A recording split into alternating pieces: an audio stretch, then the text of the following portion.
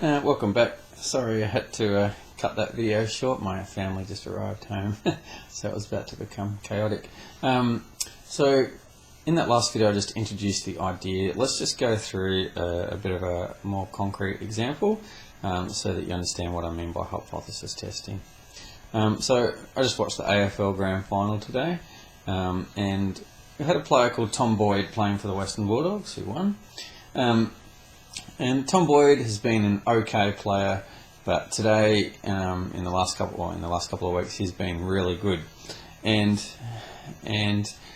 what we might want to ask is, well, we've got this player who's been, kicking a certain number of goals every week in the footy, but in the last couple of weeks, he's kicked more. He's kicked more goals. And so, what we want to know is, has Tom Boyd improved? We want to know, okay? And so what we're really saying is that that's our null, well, it's not a null hypothesis, that's the hypothesis that we want to check. And so let's just set this up. So let's just actually stick some numbers on it. So let's say that Tom Boyd averages 1.2 goals per game. Okay, that's over his career, over the last few years, 1.2 goals per game. With a standard deviation of 0.5. So it might be more than that, might be less than that, but the standard deviation is 0.5. Now let's take a sample of 4 games. So the last 4 games that he's played, his average is 1.9. So let's have a look at this. His career average is 1.2 goals per game. In the last 4 games, he's averaged 1.9. So what we want to know is, has Tom Boyd improved? So looking at this, I'll just change to a nicer colour. Our null hypothesis, remember, the null hypothesis says that nothing has changed. In other words, Tom Boyd has not improved. The way we say that mathematically is that then the average is still equal to 1.2. Nothing has changed. His average goal kicking is still 1.2, but these last 4 games have just been an aberration. He just happened to have kicked more goals in the last 4 games, but pretty soon that's going to go back down to being 1.2 or less, so it averages out as 1.2. So nothing has changed. The alternative hypothesis is that Tom Boyd has improved.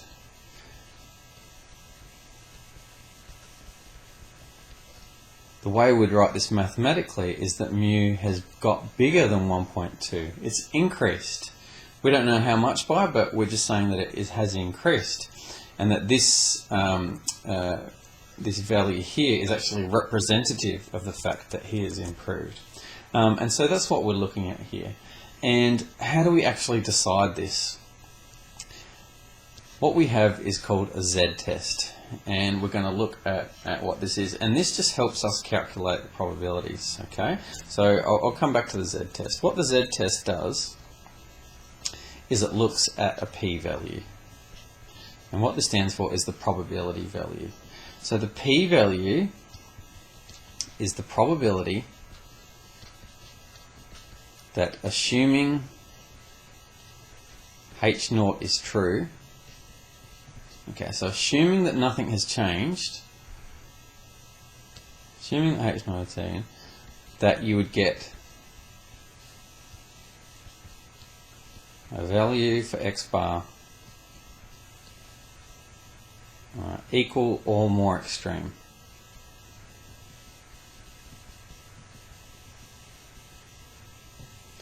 Than the x bar that you're looking at here. So, in other words, our p-value for this particular example is the probability that, assuming that the mean is 1.2, what's the probability that you would get a value of 1.9 or greater?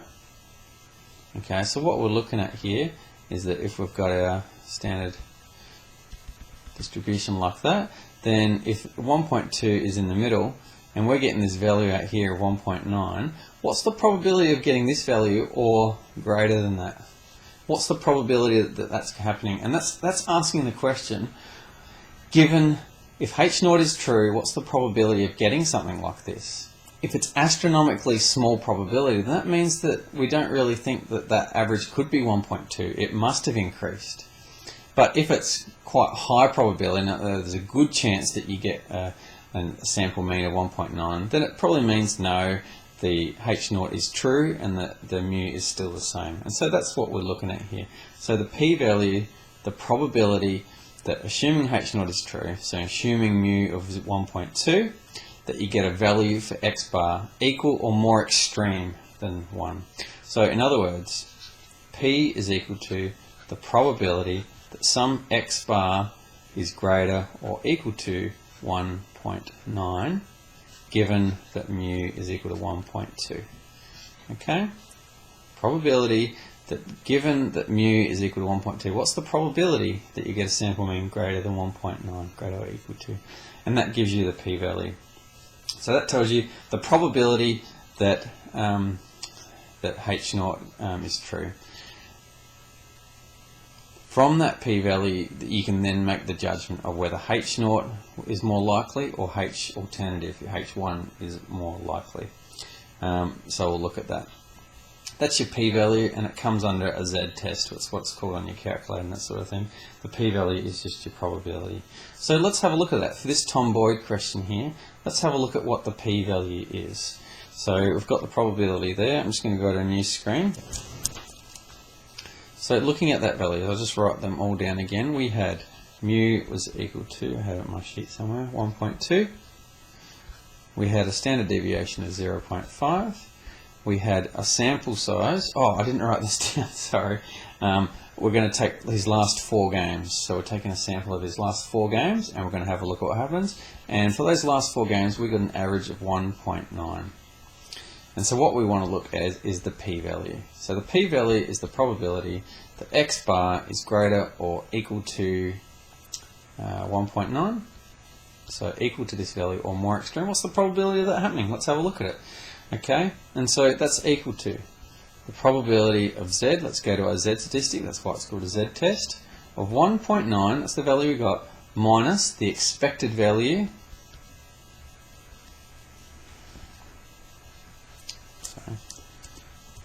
Expected value of x bar over the standard deviation of x bar.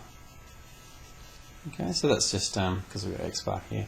We've done that all before. So that's the probability that z is greater or equal to 1.9. What's the expected value of x bar?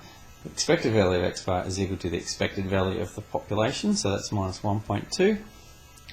Over the standard deviation, what's the standard deviation of x bar? Well, that's, I'll just write it up here to remind you. Standard deviation of x bar is sigma over root n. You remember that from past videos. So that's equal to sigma is 0.5 and root n is root 4. So that's what we've got there. So that's actually pretty simple calculation. That's the probability that z is greater or equal to 1.9, that's 0.7 divided by 0.5 is effectively doubling, so that's 1.4. So that's 1.4 times by 2, so that's 2.8. Okay, probability that z is greater or equal to 2.8. You then get your trusty calculator out because you're lost without it. Menu, probability, distributions, normal CDF. We wanted to have 2.8 up to infinity. So that's the probability to be greater than 2.8, and that's 0.002555. 0.025, we'll just go 256. Okay, which is approximately equal to that. Approximately equal to, let's just put it in percentages so you can sort of see the weight of it. That's 0.256% chance. So what we're saying, Tom Boyd has an average of 1.2, standard deviation of 0.5. We've taken the last 4 games as a sample size and we've got an average of 1.9. The probability, if the population mean has not changed, the probability that we'll get something like this or more extreme is 0.256% chance. This is really low. What that means is that the probability that the sample mean has not changed is really low. In other words, H0 is really unlikely. It's really unlikely that nothing has changed because this percentage is so low. Hope that makes sense, because this is the guts of what we're doing in this topic. And this question, and the next question that you're probably going to ask is, well, how low is too low? So I'm just going to move on a slight bit now, because we're going to look at this. So 0.256%. That's what we've got here.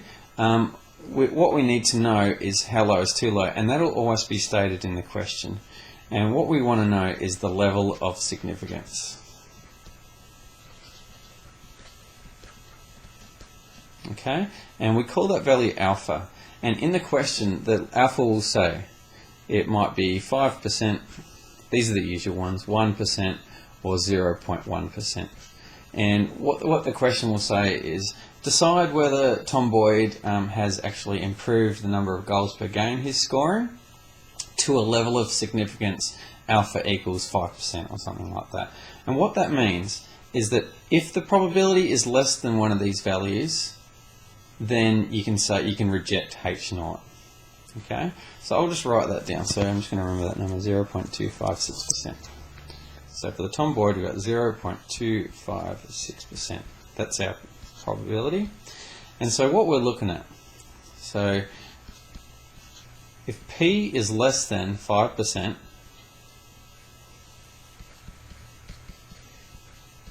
then we reject H0. H0 is unlikely to be true because that probability is so low. So there we're looking at 5%, and we get for different values depending on what's going on. So we're looking at each different alpha size. So a question might say, the Tom Boyd question, find out whether Tom Boyd has improved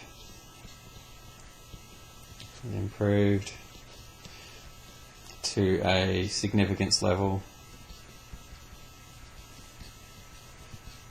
of 5%. Okay, so it might say something like that. And so you look at the p-value. If the p-value is less than 5%, then you reject H0 in favour of the alternative hypothesis. In other words, this percentage is so low that the null hypothesis cannot be true, or is very, very unlikely to be true, and therefore we think that Tom Boyd has improved. So that's what we're looking at. So let's say this question said, well, let's just do that again, sorry, of 5%. You look at the value. Is it less than 5%? Yes. Therefore, since P is less than 5%, we reject H0 in favour of the alternative hypothesis. Let's change this. Let's say if it is, let's change this to 1%. What if the question asks whether it's Tom Boyd has improved to significance level of 1%? We need this p-value to be less than 1%. Is it less than 1%? Yeah. That p-value is less than 1%, so we still reject it. What if we go to a level of 0.1%? Is p less than 0.1%? No. P is greater than 1% in this case, and so we accept H0. Okay, so what we're looking at, we're comparing the p-value to our significance level alpha, and if p is less than alpha, then we reject. I'll write this on a new screen. I'll make it really, really clear. So we're given, always you get given significance level alpha. If your probability is less than alpha, then reject your null hypothesis. It's just very, very unlikely that it's true. If p is greater than alpha, then we accept H0. And that's what we're doing here. And basically, that is hypothesis testing. Until you do a few of these and try to wrap your head around it, it might be a little unclear, but that's what we're looking at here. Remember, null hypothesis means nothing has changed. Alternative hypothesis means something has changed. Something has increased or something has decreased. And that's hypothesis testing. I'll see you in the next video.